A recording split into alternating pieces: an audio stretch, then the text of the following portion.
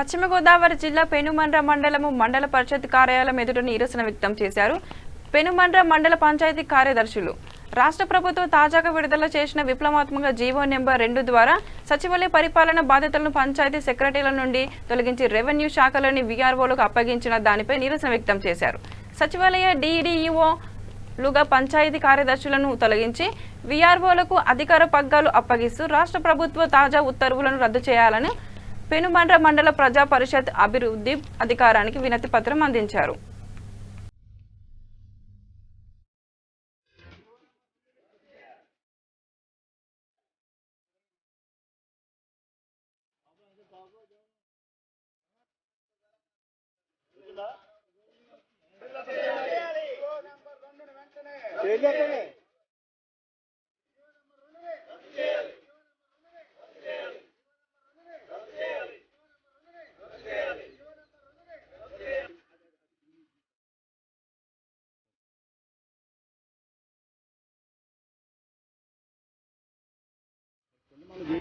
పెనుమంట్ర మండలం పశ్చిమ గోదావరి జిల్లా పంచాయతీ కార్యదర్శులు పెనుగొండ మండల ప్రజా పరిషత్కి వచ్చి ఈరోజు మేము ఇచ్చిన మెమోరాండం విశేషం ఏంటంటే, గడిచిన 2 రోజుల క్రితం గ్రామ సచివాలయ వ్యవస్థ దాదాపుగా 2 సంవత్సరాల కాలంలో విజయవంతంగా ముగించుకొని ప్రజలకి చేరువలో నవరత్నాలు స్కీమ్లో భాగంగా వివిధ పథకాలకు చెందించినన్ని ప్రజలకి చేరవేయడంలో ముందుండి దాని ఫలితం ఏమిటన్నది గవర్నమెంట్ కొద్ది రోజుల కిందట జరిగిన స్థానిక సంస్థల ఎన్నికల్లో విజయబావుట ఎగరవేయటం జరిగింది.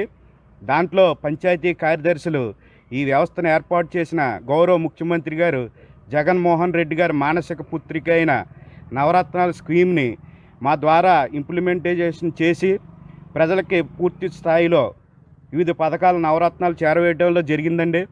కానీ గత 2 రోజుల క్రితం ఈ వ్యవస్థను చిన్నాభిన్నం చేయడానికి వీఆర్ఓలకి సచివాలయ వ్యవస్థను అప్పచెప్తూ డిడిఓ పవర్స్ ఇవ్వటం జరిగింది.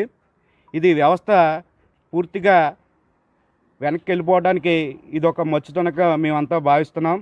ఎందుకంటే మహాత్మా గాంధీ కలకన్న గ్రామ స్వరాజ్యం 73, 74 పంచాయతీలకి స్థానిక అధికారాలను కట్టబెట్టు జగన్మోహన్ రెడ్డి గారు ఇచ్చిన అవకాశాన్ని ఈ 2.5 సంవత్సరాల కాలంలో మేము ఎంతో విజయవంతంగా ప్రజలకి చేరవేయడంలో మేమంతా సఫలీకృతం అవడం జరిగింది. ఈ సచివాలయ వ్యవస్థ మన ముఖ్యమంత్రి గారు ప్రవేశపెట్టారు. అది కార్యదర్శులు అందరూ ఎంతో విజయవంతంగా చేయగలిగారు. ఇప్పుడు డిడిఓ